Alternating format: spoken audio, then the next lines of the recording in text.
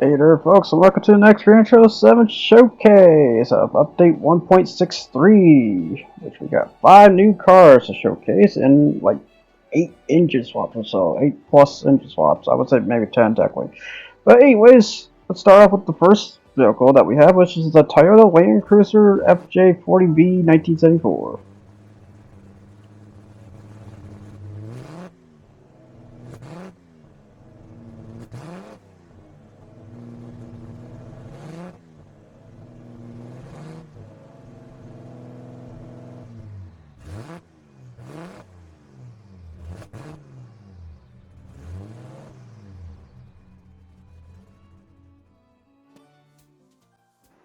So the Toyota Land Cruiser, in other words, the Toyota Land Cruiser FJ, is one of the most famous Land Cruisers, and I think probably technically the best Land Cruiser out of the bunch when it comes to Land Cruisers and stuff. But a basically well-known vehicle that Toyota decided to make after, I guess I dare say, seeing Jeep good enough, because as you look at it, it looks very Jeepish and stuff.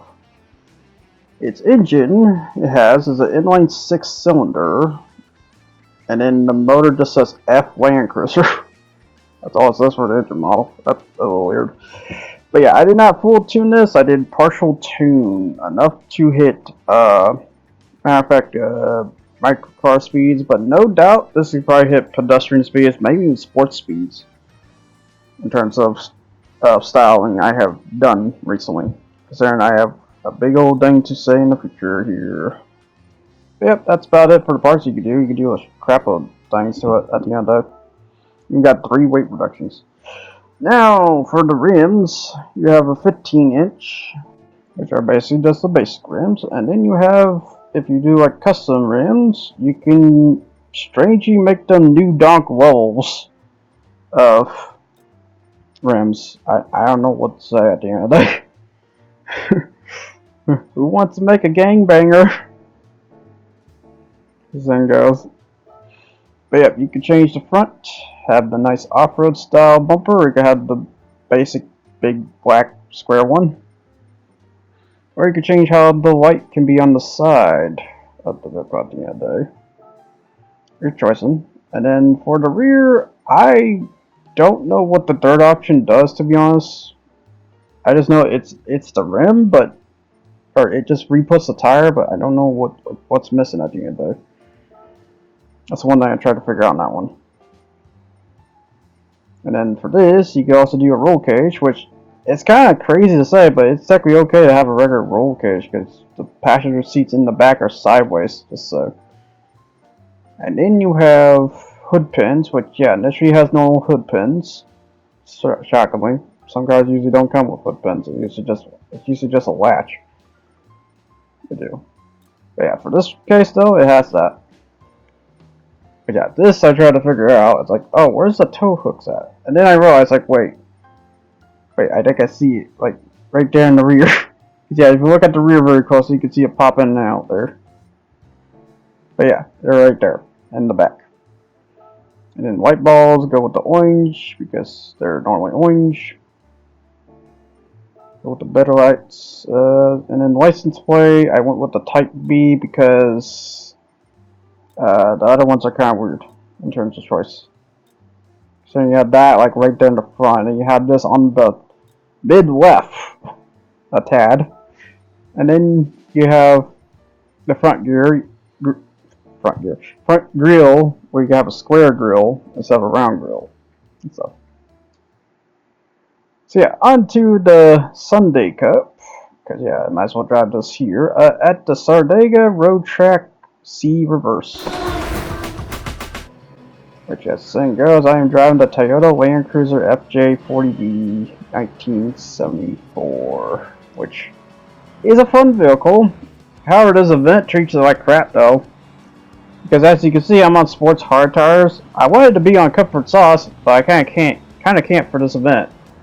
And the reason why is because it is a very short race. Like, this is like, let's see, so in terms of laps, it's a minute 12 per lap, okay? The problem is, you have 2 opponents here that are way higher in terms of compatibility to the Land Cruiser at the end of the day.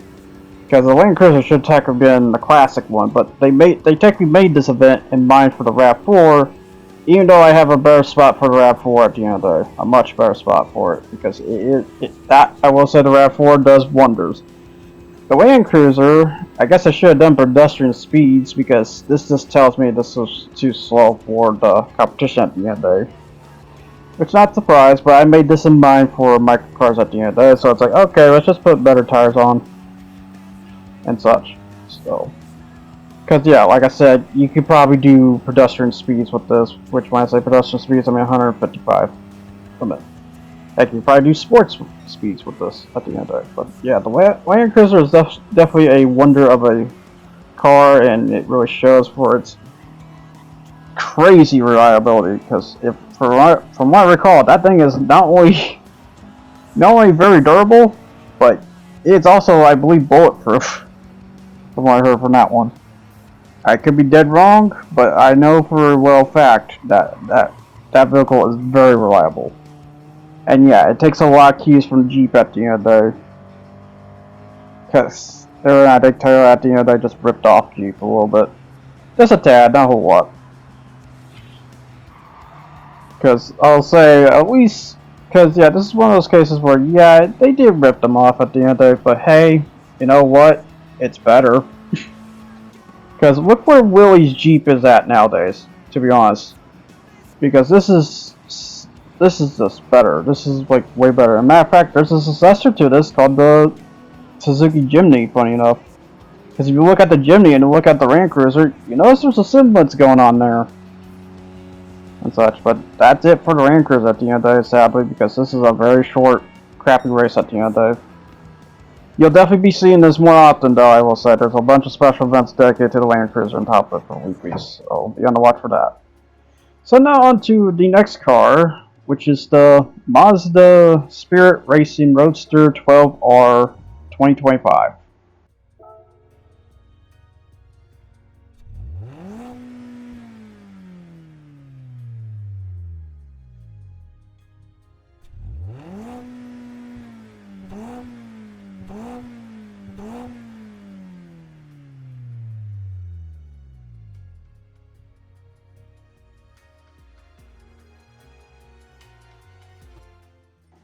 The Mazda Spirit Racing Roadster 12R.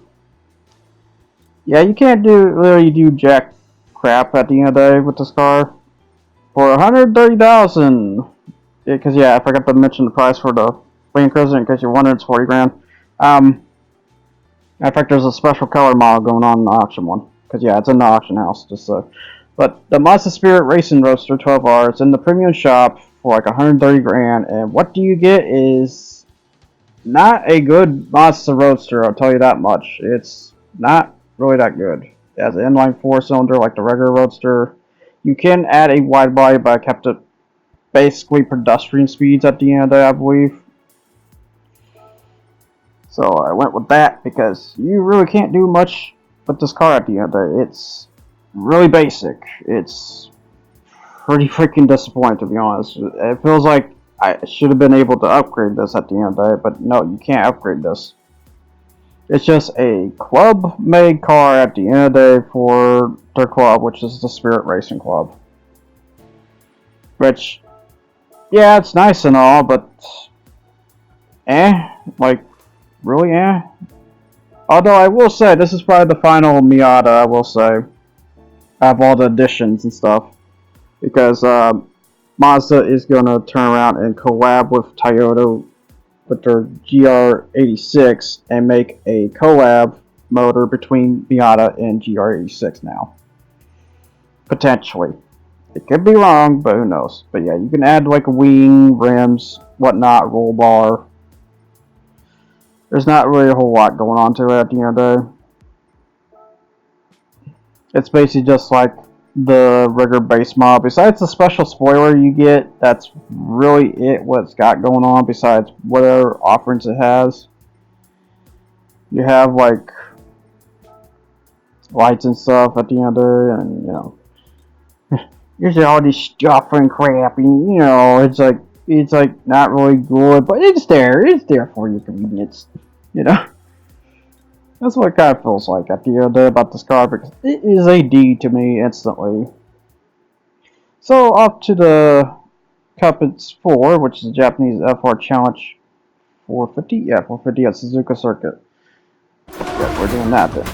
Which one is it? It's a Cup, I mean, but yeah, I am driving the Mazda Spirit Racing Roadster 12R 2025, which this car is, I don't know who's it for at the end of the day. Besides, in case you just want a higher base speed Mazda at the end of the day, I don't know what to say to you. The weird part I don't like about this car, I will say, is that it doesn't show horsepower, it doesn't show torque, it doesn't show any of the stats whatsoever besides the PP stat. That's the only clue you're going to tell how fast this is at the end of the day.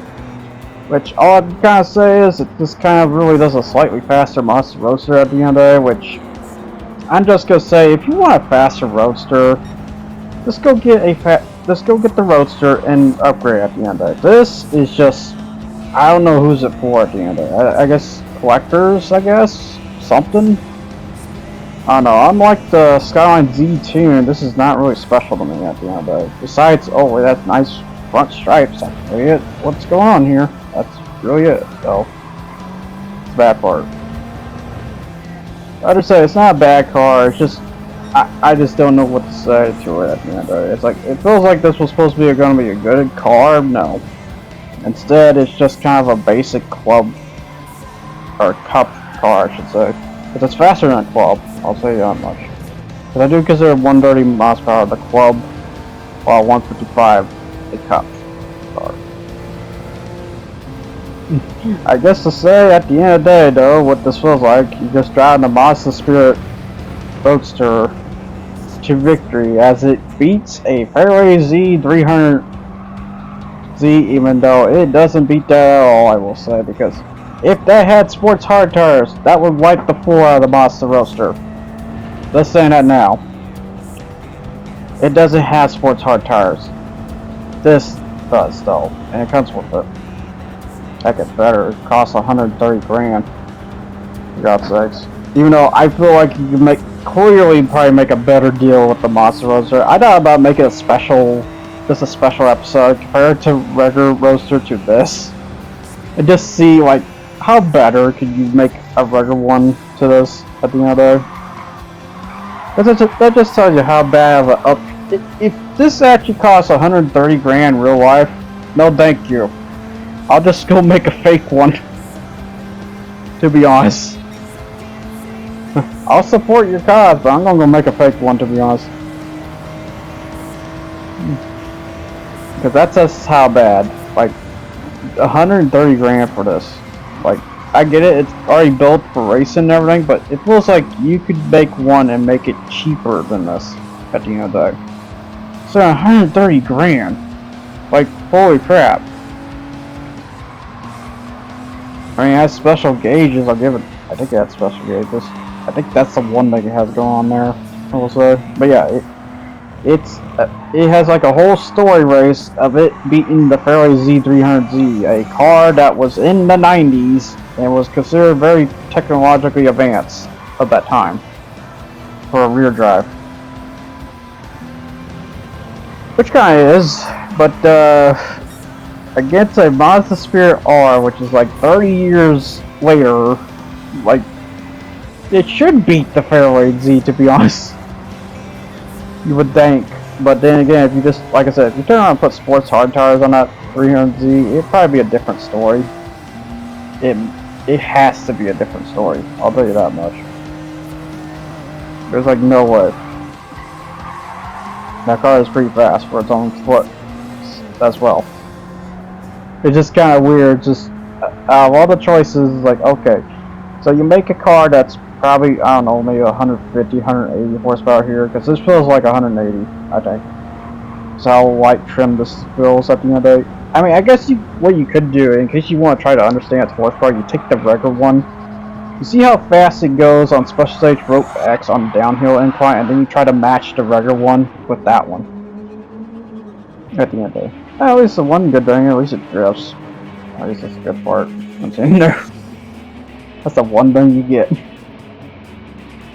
Yeah, it's kind of funny that, yeah, I lately been doing custom races. I end up seeing this as an opponent every now and then. It's like, alright, good luck beating me, sir. Like, okay. Oh my god. It's just funny. It's a funny car at the end of it. I mean, I'm not gonna say it's bad. It has to be good in someone's eyes at the end of the day. It's just definitely not mine at the end of the day. It's like, there's like a little bit of things I could do with this, but it's just not great, you know? Like, the other one just does it way better. And that's the truth. And thus we are done at the end of the day. I just don't understand. I really don't understand that one. But on to the last car, because I will say I'm going to make a part 2 out of this, because yeah, just to say there was like 60 plus minutes of footage on this, so I'm going to have to split it in 2 parts at the end of the day. But here's the Toyota RAV4 Adventure 2020.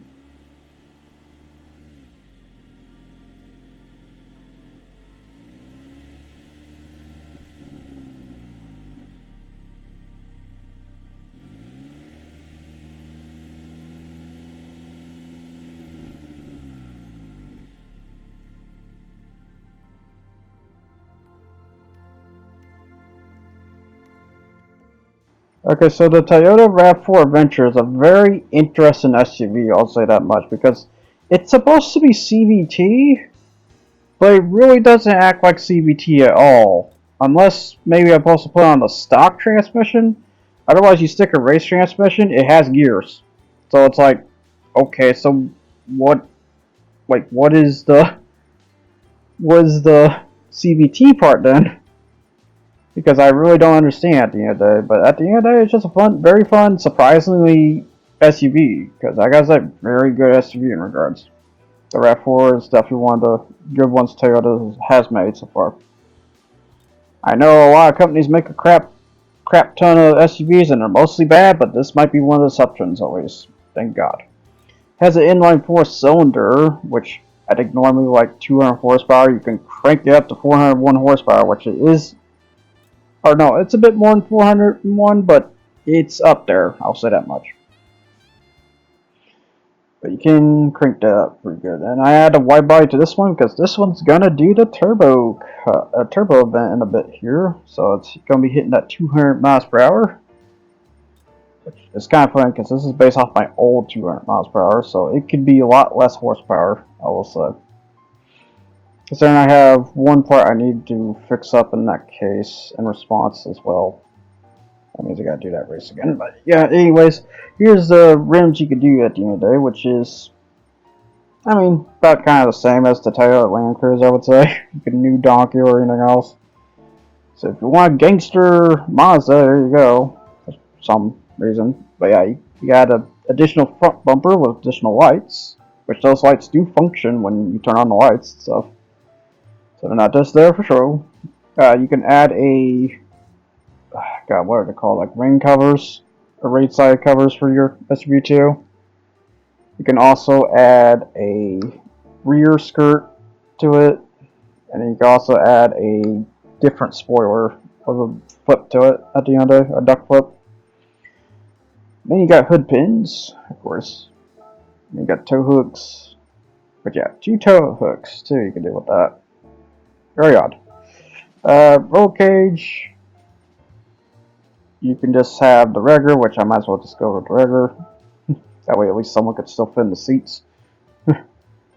It's kind of strange when you do weight reductions, you don't take out the seats. Or you don't take out the rear seats, which is usually what happens during weight reductions. So it's interesting in that part. Maybe something they have to traverse a bit more when it comes to car customization at the end of it, but it is what it is. I mean, there's a lot of things that are cosmetic, even though they shouldn't be cosmetic. They should affect the car, but they don't affect the car. Yeah, you can also change the badge to have not have a badge, or you can have the hood cover thing. I'm not sure what to really call that. It's against the rain at the end of the day. But here is the event, which is a race of turbo sports cars at Watkins Glen long course. This is basically going to be the final race of part 1. I say final race loosely, there's a teaser at the end. But the Toyota RAV4 Adventure 2020, definitely a big old surprise of a car, I'll say. And just from hearing from the motor, it sounds really good, I gotta say, on top of it. It's a real shocker, like, you know, you kind of expect, like, you know, majority of these SUVs be bad. This is one of those exceptions where it's, like, really freaking good, I gotta say. And competitive, too, about it. Considering, like you got your disasters, like your Honda CR-V, your Lamborghini Urus, but then you got something like this where it's like, ooh, okay. Or like the CX-3, I believe it's called, or something like that. But yeah, those are like the very two good, oh yeah, and the terrible that is the Nissan Qashqai, or the Nissan Rouge, in other words. They got terrible. But the Toyota RAV4 Adventure is definitely one of those good ones I recommend at the end of the day, because it's definitely a fun SUV at the end of the day and such. Which I think in terms of replacement, this kind of just replaces the... I don't think this replaces the Land Cruiser, but I think it in some way it kind of does. It's very weird. The RAV4 is a very weird one. I don't think it really does, but you know, my hypothesis, you know. There is an interesting crowd in this event too. As you can see, there's a black Porsche 911 Turbo, which, yeah, based off the RWR, I believe it's called, or something like that. I believe it's based off of that works, which I can't remember what they're called. I don't think it's Gunther Works. If it is, then I'll be shocked. I know that's a famous one though. At the end of the day.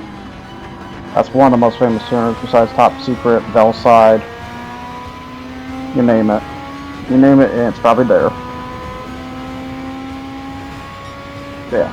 So I have this RAV4 Adventure, I believe, up to 200, but even with the 200 though, you have cases like where you just saw the BMW M2 just flat it on the straights, so you know. Otherwise, it's just not a bad SUV to say. It's very fun in regards, in comparison. And considering this has an 8-speed, by the way. So that's the crazier part. I mean, I could be wrong. I was like, this technically could be artificial transmission, and I wouldn't be surprised. It just really feels like, at the end of the day, that this is a car with a transmission, and not a CVT. But it said CVT in it, so clearly we should have it. Just a very weird CVT. Heck, it might be based off the, I don't think it's a Subaru Rex, but I know there was a car in Gran Turismo 2 that had a CVT, but it had like 8 or 9 gears for some reason, and it was a small car too. But yeah, that's one of the crazy ones I can think of, where it had like an artificial transmission where you hit the gears, but at the end of the day, it's a CVT. It just walks you at that speed of that shift, to say. But to say that CVT can have something like this where it can walk you at that certain speed and stuff. And that's one of those cases. But yeah, here's the car that is technically for the event, though. It's the Hyundai Elantra 2, so in case you're wondering. Who was the real contender for this was the Elantra N, because that is a very good FF car, I will say to that. We will definitely get into that in the next one, because yeah, that car will be handling the 700 WTC, because yeah, they added their 700 WTC, and in some ways I kind of consider it better than the Le Mans, in some ways I don't. It's just very weird. It depends on what car you take into it at the end of the day. And then you got your Mercedes AMG. GTR or GT? I'm not sure.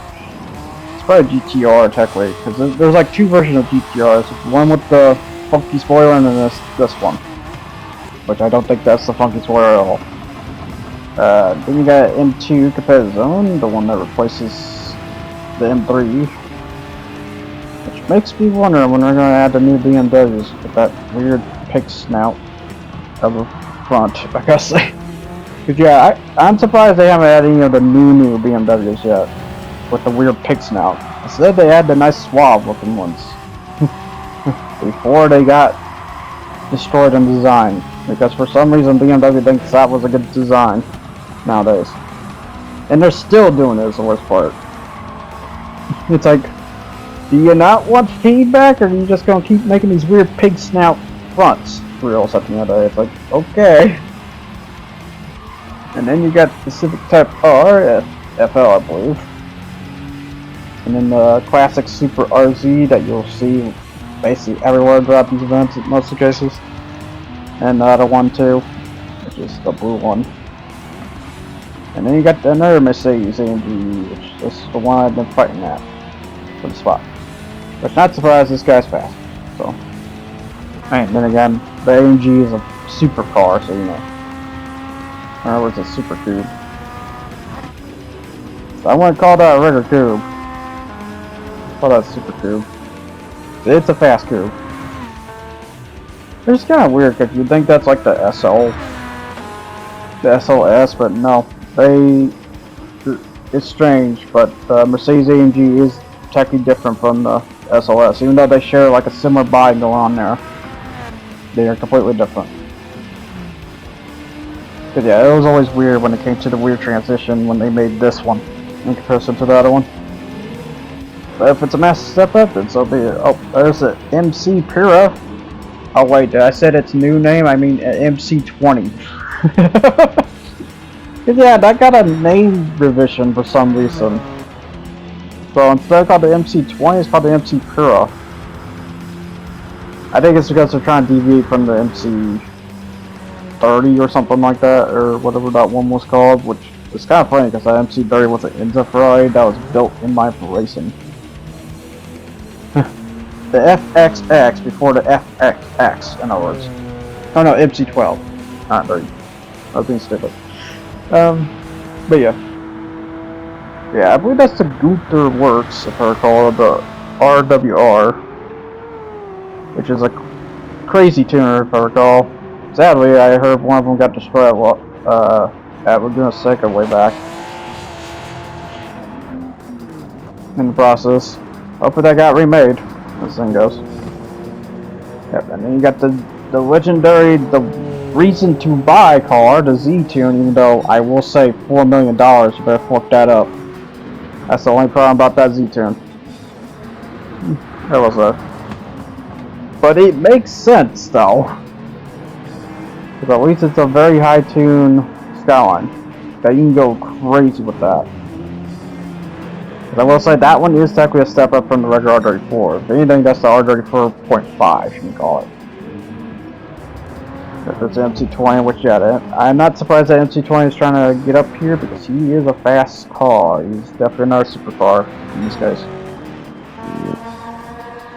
Good stuff. Yep, so now just try to drive this RAV4 Adventure to victory.